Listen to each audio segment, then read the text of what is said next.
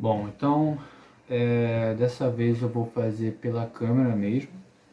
Eu acho que o áudio, não sei se vai atrapalhar, mas eu acho que o áudio vai estar bom. Eu vou fazer pela câmera mesmo. Se eu for botar alguma imagem, acho que eu vou fazer pela edição. E eu vou fazer por aqui porque eu posso usar o quadro, eu também me vejo e vou fazer revisão. Bom, então a gente vai começar a trabalhar. A gente vai começar o capítulo 3 agora, que é relacionado ao guia bacteriano para projetar um portfólio genético diversificado. Então agora a gente vai falar um pouco da questão do pangenoma em si, né? No vídeo anterior, que foi sobre o capítulo 2, a gente falou sobre a questão da parte de criação de espécies, evolução, e é muito importante porque você ter um conceito de espécies bem consolidado, você consegue trabalhar o pangenoma de forma eficiente, sabe? Então aqui a gente vai falar agora, vamos abordar a questão mais sobre o pangenoma e sobre os genes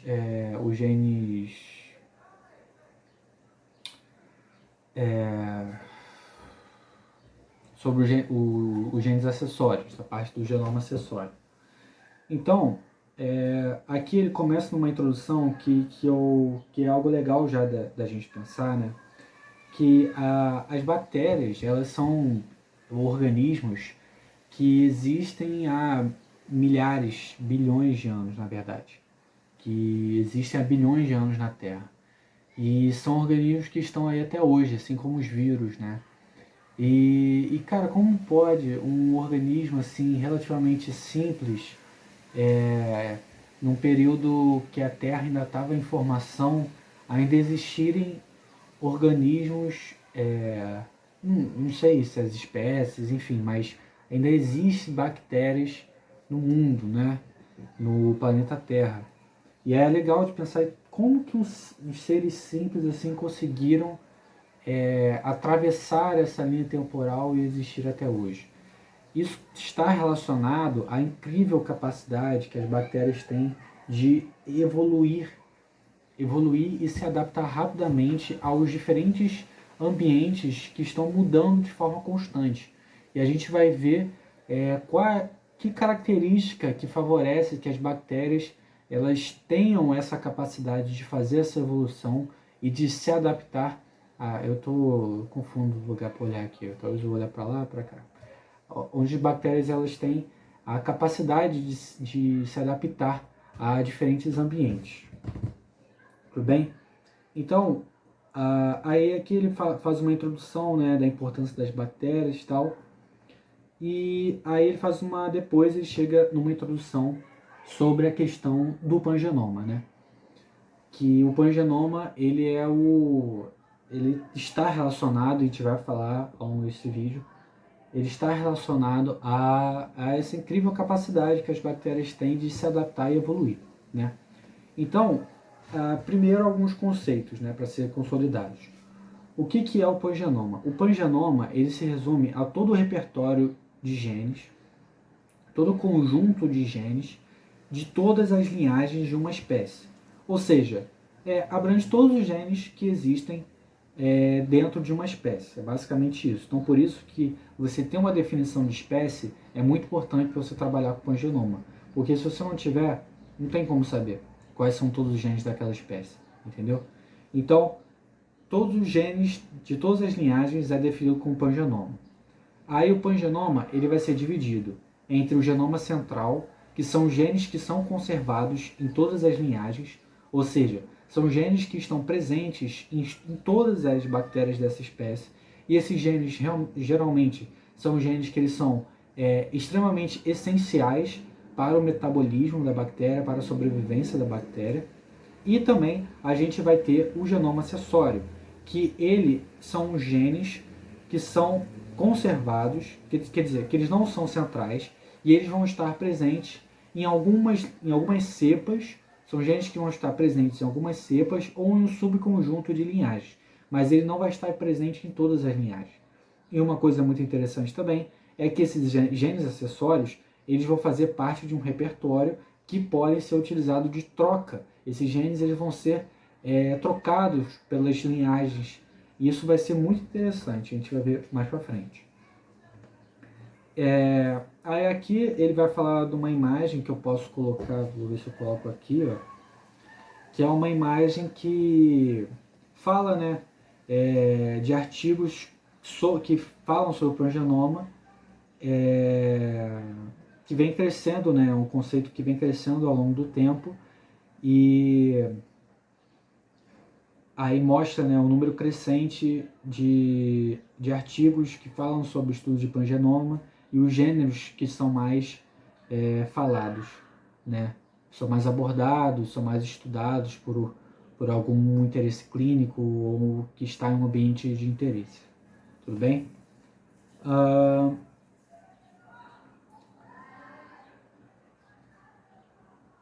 Aí, aqui fala uma coisa interessante, que a diversidade dentro do pangenoma, de uma espécie, favorece um reservatório de material genético disponível para as células bacterianas responderem às pressões seletivas.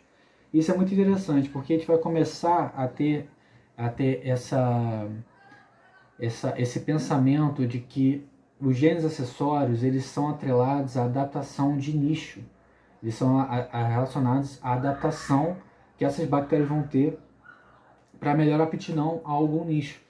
E isso faz com que uma espécie que ela tem um grande número de genes acessórios faz com que esses genes, eles como se fosse um reservatório, onde esses genes que vão favorecer a aptidão, eles podem circular entre a linhagem dessas espécies, favorecendo que ela consiga se adaptar a diferentes pressões seletivas. Onde aquela espécie, aquela cepa, ela não necessariamente precisa ter o gene ali presente para que ela conquiste um novo ambiente. Ela pode estar no pangenoma de outras cepas que podem servir como doadoras desses genes para a adaptação a um nicho, entendeu? Aí fala, a transferência horizontal de genes é um processo pelo qual... Calma aí.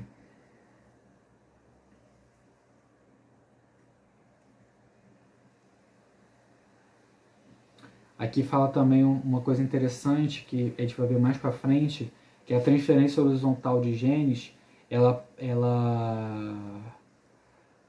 pode ser boa para gerar novas combinações de genes específicas das cepas e gerando novos fenótipos. Isso é interessante também. Aí fala que parece lógico que quando a transferência horizontal de genes ocorre entre cepas da mesma espécie, esses eventos têm mais probabilidade de ser adaptativos ou trabalhar em conjunto dentro de uma rede biológica quando comparados a mutações aleatórias ou genes adquiridos por espécies distantemente relacionadas. Isso foi demonstrado ser o caso em várias espécies, onde a maioria dos genes acessórios parece estar envolvido evoluindo em conjunto com o genoma central. Dessa maneira, o pangenoma permite que que uma espécie incorpore mais soluções para estresse e nichos ambientais do que pode ser codificado por uma única cepa. Então é exatamente isso que eu falei. Assim favorece que o pangenoma ele incorpore diferentes soluções para lidar com estresses e nichos ambientais, sem necessariamente que todas essas características sejam codificadas por uma única cepa, entendeu? É um reservatório onde cada cepa tem algum gene que vai favorecer para algum repertório, entendeu? Adaptativo, e isso vai depender da natureza do genoma daquela espécie, sabe? Se vai ser fechado, se vai ser aberto, qual é o tamanho da população, né? Do tamanho do pangenoma. Isso é muito interessante. Tá, então agora eu acho que a gente conseguiu dar uma introdução legal sobre os conceitos do pangenoma, né? Os principais conceitos sobre o pangenoma, que é a definição do pangenoma, o genoma central, os genomas acessórios, os genes acessórios, o que os genes acessórios eles favorecem. Então agora a gente vai falar da relação do tamanho do pangenoma, que a gente falou na aula passada sobre o tamanho do pangenoma e a relação dele com o tamanho efetivo populacional, que a gente consegue ver que existe uma relação, principalmente relacionado à fixação de um gene, um alelo que é muito benéfico, a relação da deriva, a relação do tamanho, de um tamanho populacional, ele vai sofrer menos deriva e assim ele consegue ter consegue abrigar uma maior quantidade de genes acessórios que não necessariamente vão ser efetivamente benéficos, certo? E isso faz com que ele consiga ter essa gama de diversidade de genes acessórios, entendeu? Ao contrário daqueles que têm um tamanho populacional reduzido e eles vão sofrer uma forte deriva, ou seja, que vai eliminar a diversidade de genes, favorecendo que somente aqueles que são que têm um coeficiente de seleção muito alto, ou seja, são genes que são muito benéficos, eles vão ser conservados e vão fazer eventualmente parte do genoma central e fazendo com que o genoma daquela espécie, o pangenoma, na verdade, tenha um tamanho reduzido, né? Basicamente isso. Aí aqui ele fala, o tamanho do pangenoma de uma espécie em relação ao tamanho do genoma central é altamente variável. Isso é verdade. Numa figura, ele exibe a variabilidade que encontra em 295 projetos de pangenoma de espécies, que é essa figura aqui, ó, que você consegue ver que o tamanho do pangenoma ele é altamente variável do tamanho em relação ao tamanho do genoma central. Então, existe uma variação, certo? Então, em todos os casos da imagem, o pangenoma ele foi significativamente maior do que o conjunto de genes de uma determinada cepa, certo?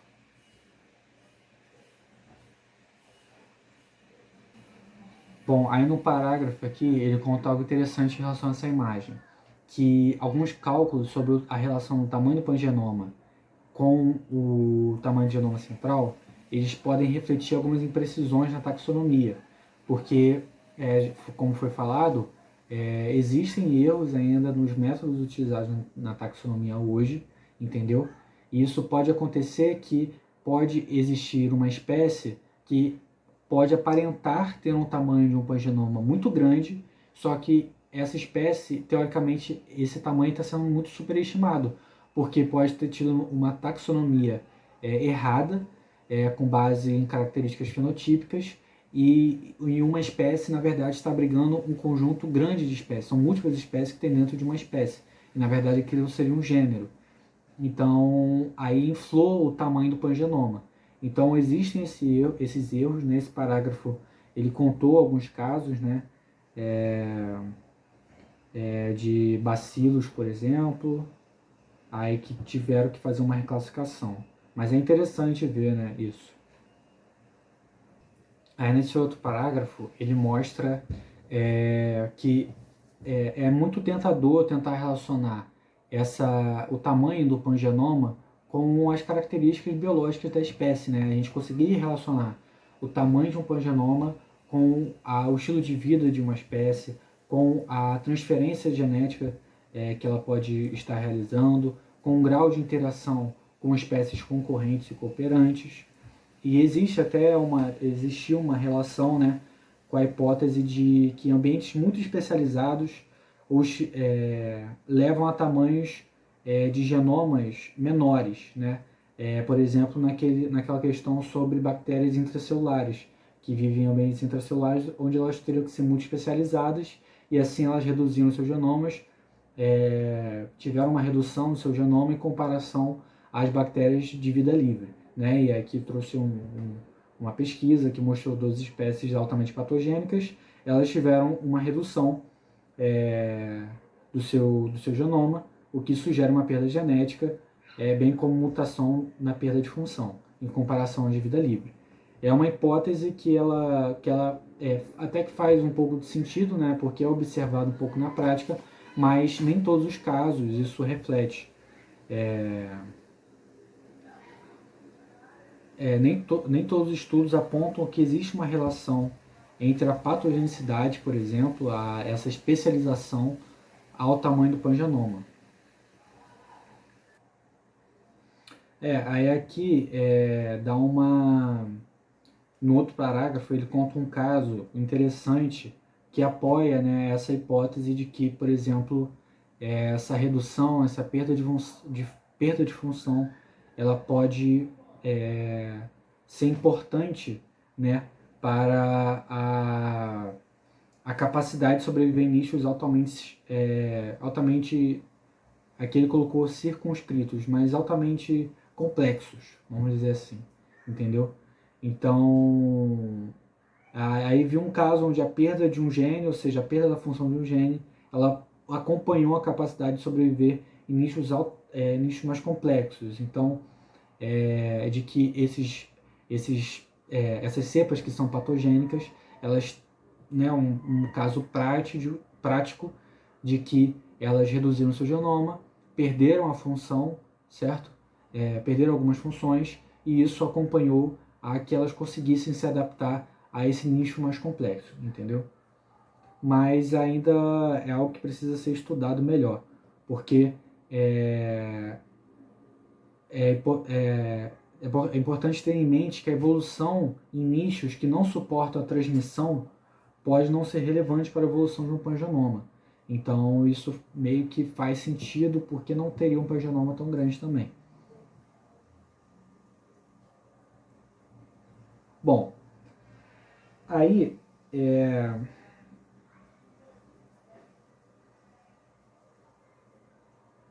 mas isso não é uma regra geral, né? Foi algo observado, mas pode não necessariamente ser uma regra geral. Bom, então, capítulo 4, desculpa. Bom, então a gente vai falar sobre os genomas acessórios e a diversidade funcional. Então, eu falei isso antes, mas agora para deixar um pouco mais claro. O genoma central, ele vai estar relacionado à parte de manutenção e são genes que são essenciais para a sobrevivência da bactéria. Então, ela vai incluir, por exemplo, genes relacionados à produção de energia da bactéria, genes relacionados ao metabolismo de aminoácidos, de nucleotídeos, transporte de lipídios, o maquinário translacional, ou seja, são características que são importantes para a sobrevivência essencial da bactéria, entendeu? Agora, os genomas acessórios, eles são relacionados a genes envolvidos no tráfico de proteínas, na defesa também de proteínas, funções que vão estar relacionadas à especificidade ao nicho, adaptação ao nicho, entendeu? E esses genes acessórios também estão muito relacionados a plasmídios, a fagos, a transposons. Então, agora a gente vai começar a falar melhor sobre os genomas acessórios, certo? Uma coisa interessante que no parágrafo aqui ele vai mostrar é que alguns traços fenotípicos eles podem surgir de uma mistura de genes acessórios com os centrais. Aqui ele mostra um exemplo em Neisseria meningitis, causador da meningite, onde fala sobre um gene da biossíntese da cápsula e mostra que ocorreu uma variação entre a cápsula e está relacionada a essa mistura de genes acessórios que umas têm, outras cepas não têm, com o genoma central. E isso é interessante ver que isso pode gerar traços fenotípicos diferentes, né? Aí fala, os genes biosintéticos para a cápsula são codificados dentro de uma única região cromossômica, que é a CPS, que codifica genes centrais e acessórios.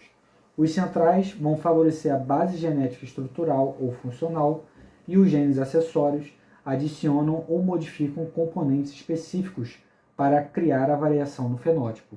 Então isso é muito interessante, porque a gente consegue ver que os genes acessórios eles podem se combinar com os genes centrais e mudar alguns traços genéticos e favorecer uma resposta diferente.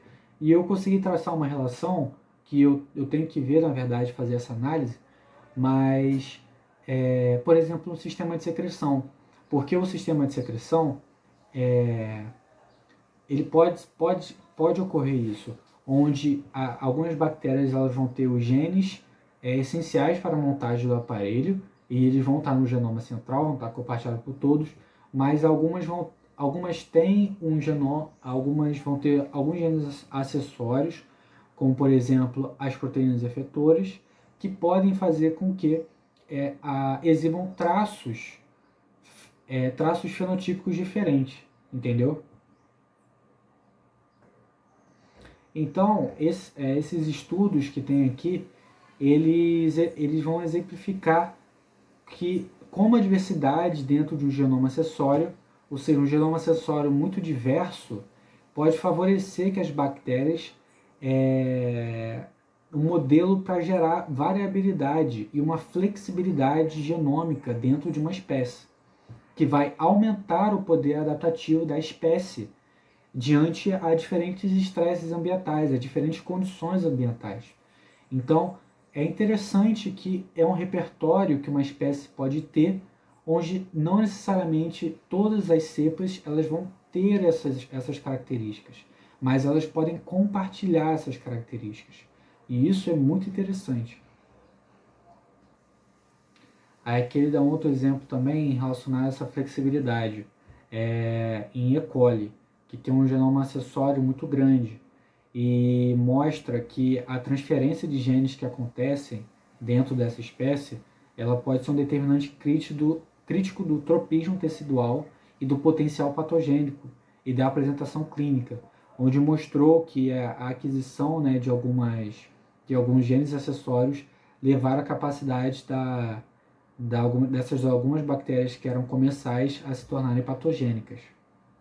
Então, em resumo sobre a parte de genes acessórios, muito dos genes do genoma acessório, eles vão favorecer a criação de novas funções ou variações de uma função que já existia, ou seja, uma função conservada, de forma que consiga ampliar a capacidade das cepas de sobreviver e se adaptar a diferentes ambientes. Então, a diversidade das linhagens resultantes de variações de genoma acessório podem servir como uma ferramenta em nível populacional para garantir a sobrevivência de uma espécie bacteriana. Então, olha que interessante. A diversidade existente de genomas acessórios dentro de uma linhagem, ela pode servir como uma ferramenta para garantir que uma população de bactérias dessa espécie consiga sobreviver a diferentes nichos. E olha como isso é interessante. Isso é interessante porque isso impacta e muda a visão ecológica da dinâmica populacional de espécies que estudam em ecologia. Que, por exemplo, uma bactéria dessa espécie, por exemplo, ela pode não ter a capacidade ela pode estar num ambiente estressante e assim ela pode não ter a capacidade de se adaptar àquele nicho e ser eliminada.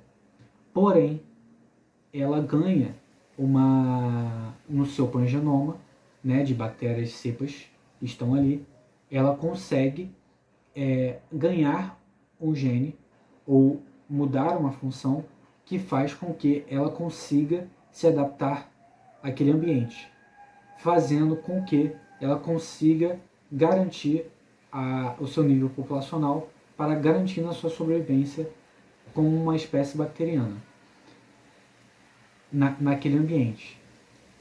E isso é muito interessante, por quê? Porque é uma aquisição e é uma diferença, um impacto de mudança, de ganhar uma função que é muito rápido e é muito tem um impacto grande. Então a dinâmica de competição, a dinâmica de competição por substrato, que faz com que um tenha desvantagem e outro tenha vantagem, aqui ela fica muito mais dinâmica, sabe? Onde uma espécie que na natureza assim ela não teria aptidão, ela iria ser eliminada, agora ela pode, simplesmente por não ter tido codificado no seu genoma, mas ela ter ganhado, porque está no repertório genético do seu pangenoma. Então isso muda a dinâmica populacional existente em um nicho cheio de bactérias, cheio de espécies, entendeu? Que se competem excessivamente por substratos, por sobrevivência. Bom, então agora a gente vai falar justamente da plasticidade do pangenoma.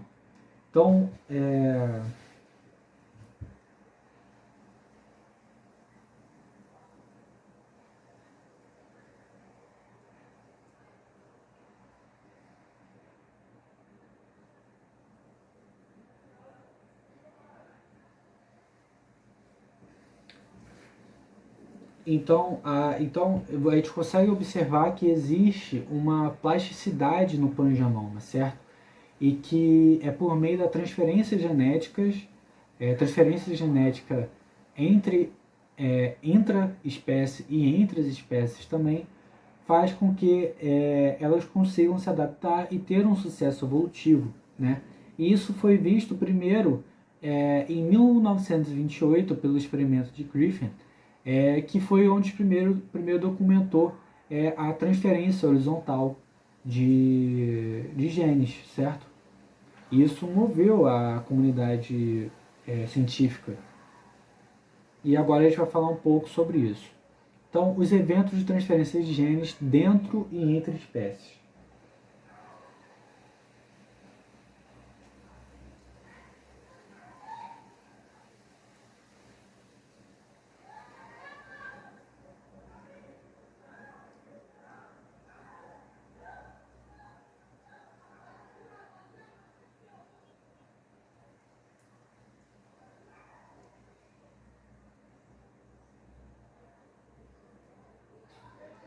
Aí aqui, em eventos de transferência de genes dentro entre as espécies, ele destaca que o evento de transferência de genes eles podem acontecer em qualquer lugar. E aqui eles trazem um exemplo, né? Um tema comum que é a aquisição de genes de resistência a antibióticos, né? Particularmente os carbapenos, beta-lactamases e quinolonas, que são geralmente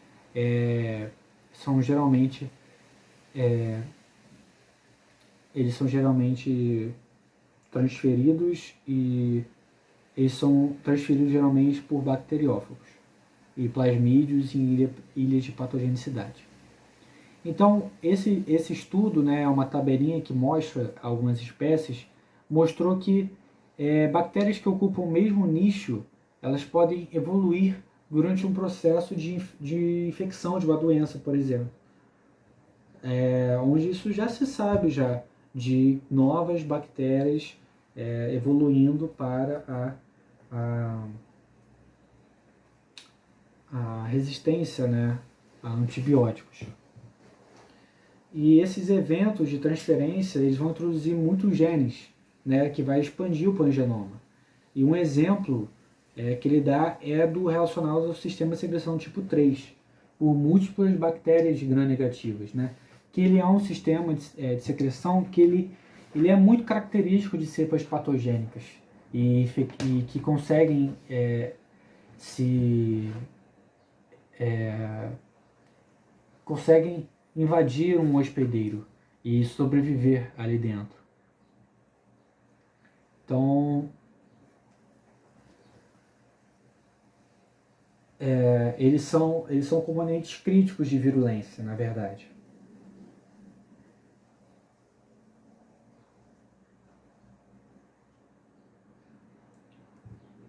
É interessante ver como que esses eventos de transferência horizontal eles podem aumentar na verdade, eles podem aumentar o tamanho do pangenoma, mas também dentro de uma espécie ele pode servir como um mecanismo para redistribuir genes acessórios dentro de cepas únicas. Então, dentro de uma espécie, a transferência horizontal ela vai servir exatamente para fazer essa redistribuição de genes acessórios. E isso, cara, é uma capacidade que é muito, muito interessante, sabe? Então a gente vê que ele vai gerar genótipos diversos e, e que alguma pressão seletiva ela pode impulsionar a disseminação desses subconjuntos de genes para cepas e moldar assim a distribuição desses genes acessórios e o tamanho da população. Então, uma pressão evolutiva ela vai acionar essa redistribuição desses genes.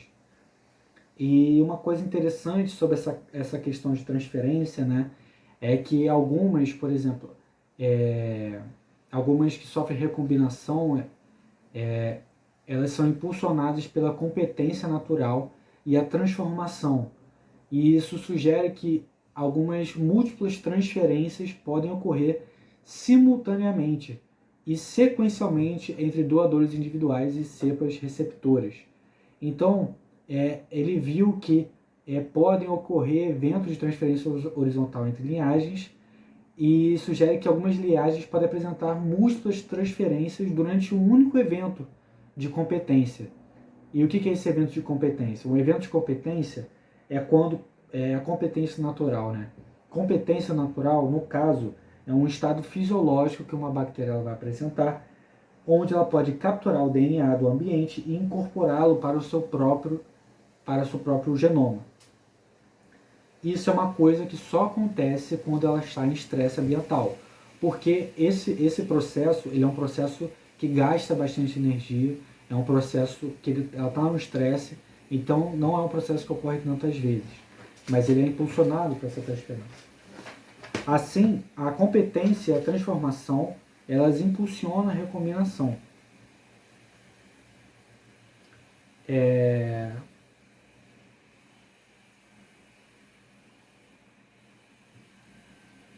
Então, a transferência ocorrida por competência natural e transformação é o único entre os mecanismos de transferência horizontal que é conduzido pelo receptor em oposição ao doador. Como assim? Porque esse processo de competência natural e transformação, quem vai conduzir tudo é o receptor, ele que vai receber, ele que vai fazer essa transformação em oposição ao doador, que no caso, na transferência horizontal de acasalamento ou de transdução, conjugação, transdução, é um doador que vai doar os genes, né? Ele vai doar esses genes dele para transferi-los. Aqui no caso não. Aqui no caso ele vai receber esses genes. Então isso significa que é um fenótipo expresso que é desencadeado por uma célula receptora, ou seja, ela vai expressar um fenótipo que foi uma célula que recebeu. Assim como um mecanismo de mutação e evolução é expresso quando uma célula é estressada e fornece um meio genético para se adaptar ao ambiente estressante, resultando em uma mutação sob demanda. Olha que interessante. Então, o que acontece? Essa questão da competência e da transformação que tem que acontecer num ambiente simpátrico, né, num mosaico simpátrico, ela permite que a célula ela acesse um pool gênico do pangenoma e que introduza mutações sob demanda, aumentando as chances de sobreviver e se adaptar. Então aqui seria tipo assim, uma mutação dirigida à sobrevivência. E pode ocorrer múltiplas recombinações durante um único evento. Certo? Uma outra coisa também que é interessante, eu não vou falar muito não, mas é interessante, é que é que existem algumas restrições da transferência, né? As bactérias, elas têm também um sistema de defesa na entrada na entrada de genes, certo? Entrada de genes por bacteriófagos, genes por o CRISPR-Cas, ele é um sistema de defesa. Então,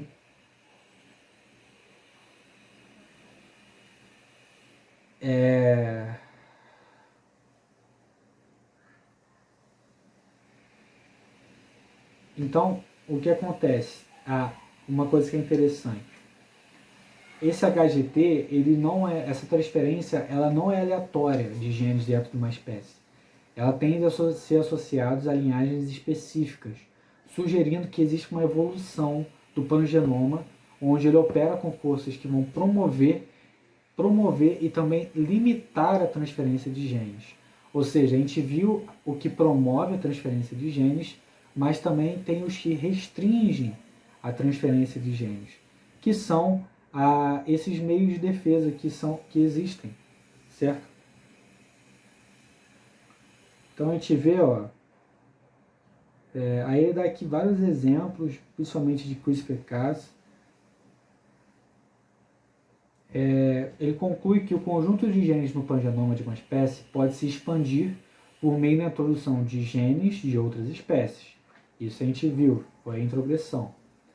E se reorganizar entre as linhagens por meio de uma troca entre espécies ou variar com mutações. O embaralhamento de genes acessórios e alelos gera novas combinações, a gente viu, que são subsequentemente submetidas às forças de seleção em produtos gênicos e em características de todo o genoma. Além disso, o RMs, que são mecanismos de restrição, CRISPR-Cas e sistemas de defesa de fagos, também podem influenciar o fluxo gênico entre linhagens de espécies. A gente viu isso também. Todos os fatores combinados, a plasticidade genômica surge como uma estratégia bem sucedida para a sobrevivência bacteriana. Então, ela é isso que exibe a natureza do pangenoma, a capacidade que ele tem de incorporar genes de outras espécies, redistribuir esses genes, variar com mutações, embaralhar esses genes acessórios para criar novas combinações e assim gerar novos produtos gênicos, características para o genoma, e também eles conseguem moldar também, restringir alguns genes pelos sistemas de defesa, influenciando o fluxo gênico entre as espécies e entre as linhagens, mostrando que é algo específico e direcionado, e todos os fatores disso combinam para a plasticidade genômica e assim uma estratégia bem sucedida para a sobrevivência das bactérias. Então a gente vê que existe um equilíbrio no genoma acessório, e aqui ele conta isso. Uma observação notável vem de modelos matemáticos recentes e estudos populacionais, onde a seleção depende da frequência negativa, seleção dependente de frequência negativa pode estabilizar a proporção de genes acessórios individuais em uma população. O que isso quer dizer? A seleção dependente de frequência negativa, ela quer dizer basicamente o seguinte: quando existe uma variante rara de um gene que pode dar vantagem seletiva a ele sobre as variantes comuns, à medida que essas variantes se tornam mais frequentes, a sua vantagem diminui. Assim, impede que genes desapareçam completamente ou dominem de forma absoluta. Então, essa seleção de dependência de frequência negativa, ela estabiliza a proporção de genes acessórios, porque se for um gene que ele for muito raro e que ele favorece para uma adaptação muito bem definida, ele pode ser equilibrado por essa seleção dependente de frequência negativa, onde com o passar do tempo essa variante ela se torna cada vez mais frequente, variantes dela, entendeu? Fazendo com que essa vantagem que ela tinha em relação às demais diminua. Então favorece que tenha essa proporção de genes acessórios, certo? Então é basicamente isso. Basicamente isso mesmo. Aí aqui fala, como esperado, os autores observaram que a vacinação levou a uma queda drástica na representação de cepas sensíveis à vacina. Ao fazer isso, a distribuição de genes acessórios dentro de uma população diferiu daquela da população pré-vacina. Só que, de uma forma curiosa, ao longo do tempo, a frequência de genes acessórios tendeu para aquela vista da população pré-vacina. Esses resultados sugerem que a distribuição de genes no pangenoma pode ter um ponto de equilíbrio. Resta determinar se padrões semelhantes são observados em outras espécies, porque aqui foi numa espécie em específico. A sugestão de que a composição de pangenomas tende a um equilíbrio tem implicações importantes em relação à nossa capacidade de prever a natureza das cepas de substituição após a introdução de terapias que visam subconjuntos de cepas dentro de uma população bacteriana, usando uma abordagem de preservação do microbioma. Então aqui ele vai dar aqui já uma parte mais aplicável em aplicações clínicas, onde vai usar o genoma central, os genomas acessórios, onde vai aplicar a questão de vacinologia reversa, que é interessante, mas aqui não é tema para esse vídeo não. Bom, eu acho que no geral é isso. Esse capítulo é mais para a gente ver qual é o lance em relação aos genomas acessórios, o que eles vão favorecer para uma bactéria. Tem muito mais coisa, ele é mais introdutório, ele é bem curto. Na próxima, deixa eu ver aqui qual é a próxima, que aí eu vou ter que estudar para a próxima já.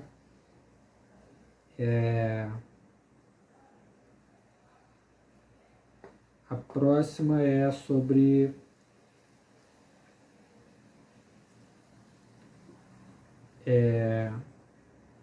deixa eu ver.